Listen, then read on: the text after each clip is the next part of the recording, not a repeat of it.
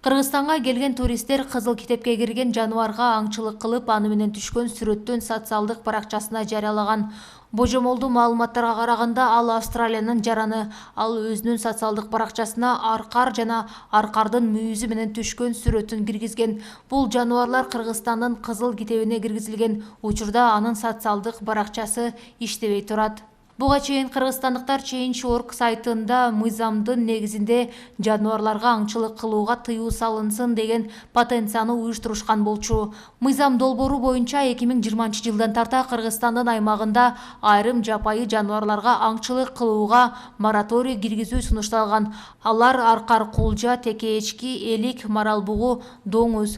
Тыюу салуу мөөнөтү 10 жыл же мораторий 2020 жылга чейин созулууга тийиш. Талкуудан кийин тармактык комитеттин чечими эске алынып, мыйзам долбоору четке кагылган.